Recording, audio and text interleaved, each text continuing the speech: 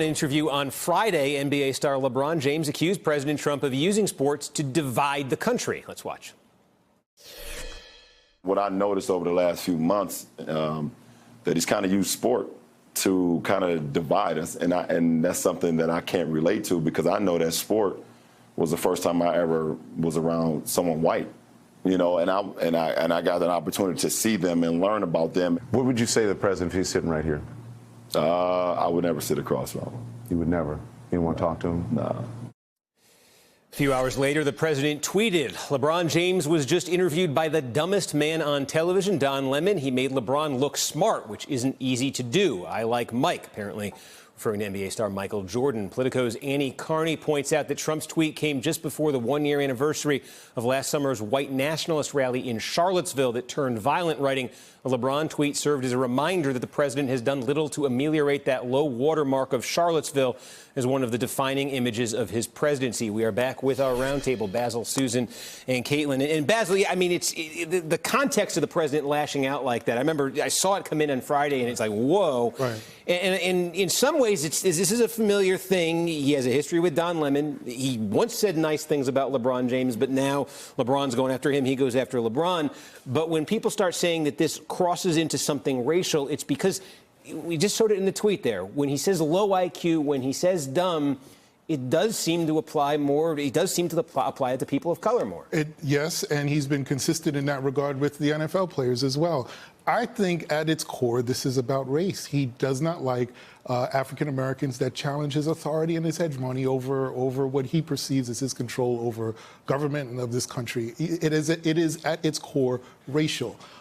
There's another element as well. Folks that ever covered him in New York know that he likes to be a part of pop culture. And if you look at sort of all the people that he's taken shots at, these are pop cultural icons who, again, challenge his authority. He feels that those individuals are acting in a way that's antithetical with sort of his own whatever political or compass or framework. So it's at its core racial.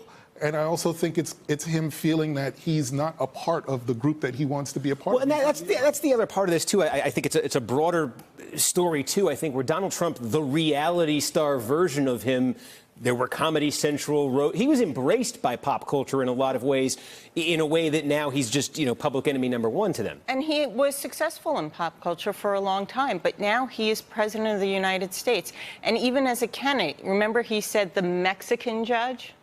This is when he came out with the Muslim ban as a campaign idea.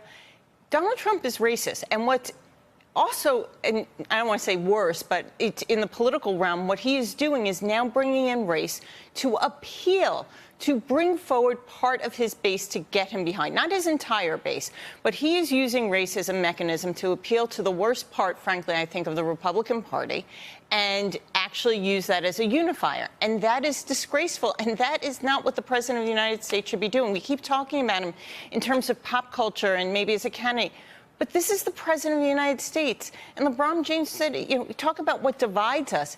This president divides us, and he's doing it in the most disruptive and dangerous way over race. Well, the other division that was notable in this, I thought, Caitlin, maybe was within the White House, because you had the First Lady putting out a statement where she seemed to say, I like LeBron.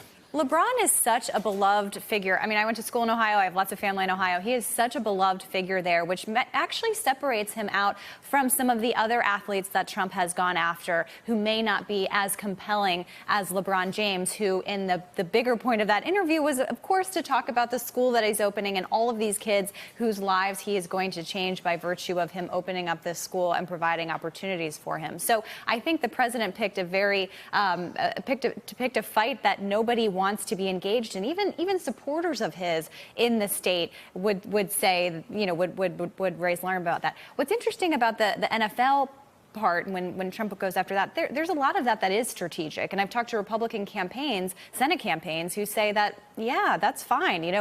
That plays to a certain portion of the electorate that they want to bring out. And so I don't see the president stopping this kind of thing. And also, he hasn't faced any real political consequences for these actions a year after Charlottesville. He's got a tax reform bill. The economy is good. Republicans, by and large, are very supportive of him still.